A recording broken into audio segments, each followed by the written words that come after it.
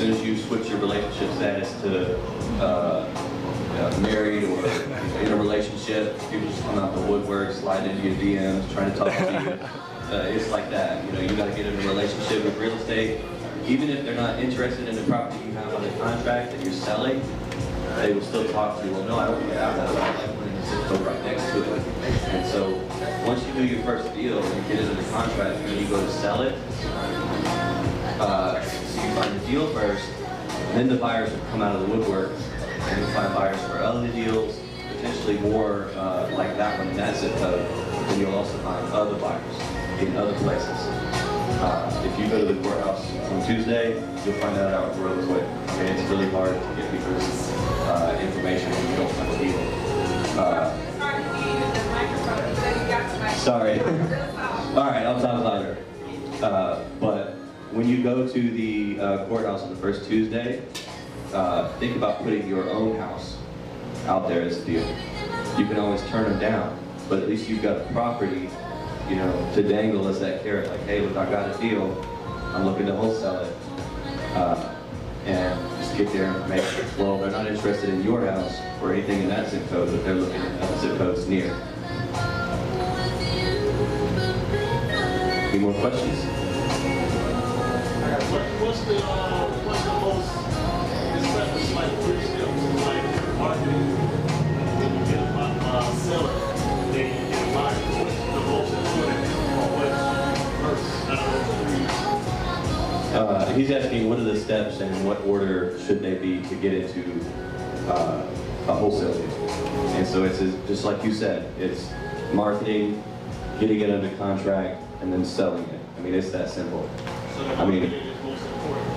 That's, I mean, once you get someone to call you back, it's like downhill from there. Once the seller calls you back off your card, then it's get it under contract. They've called you, they're thirsty, they want to sell it, they've made it through your script, so you know that they're motivated to sell, and at that point you just need to meet them in person and get it under contract. What is the script? The script? So I've got a script in Podio, and you know, it's only for coaching students because they pay for it, so I can't just hand that out. But I have a script in Podio that I enter my call center, and so call my number off of my postcard. The person from the call center picks up, loads up my Podio, and then goes through the script. And so they put in all the answers, and then they hit submit, and it goes right into my Podio. So that's how that works. And then of course I read it and make sure whether or not they're motivated or they're just, you know, shopping. So any other question over here? How long did you take to call yourself before you started using the virtual? So she's asking how long did I take the calls myself before I got a virtual assistant. And a virtual assistant is somebody that's not local in your office, usually from the Philippines or overseas. And the answer is too long, way too long. How long did you buy? I would say immediately.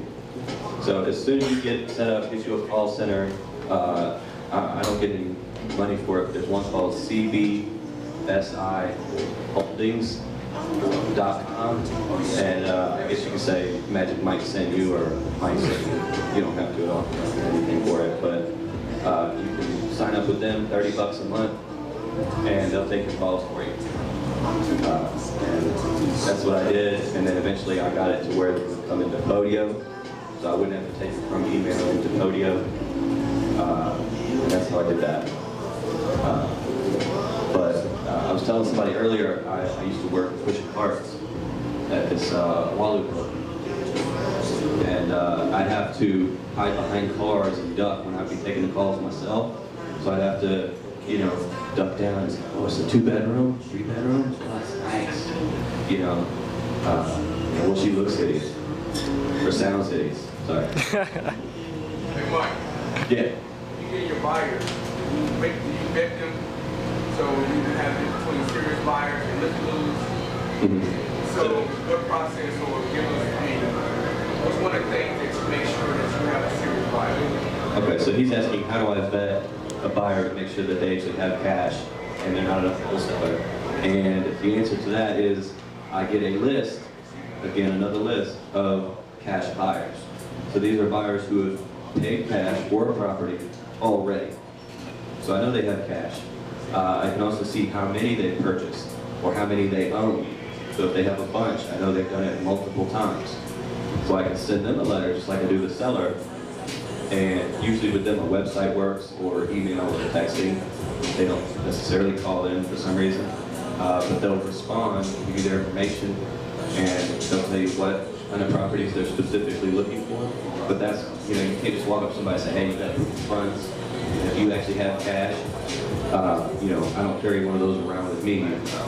Another one is, you know, going to the courthouse. You know, everybody there has cash. In order to have one of those little paddles or a number, you have to expend cash.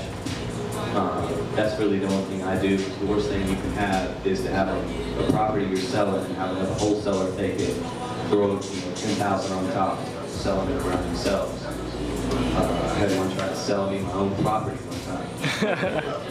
I even called them up and said, hey, I'm ready to buy. They gave me a call back. I was expecting that. That would have been hilarious.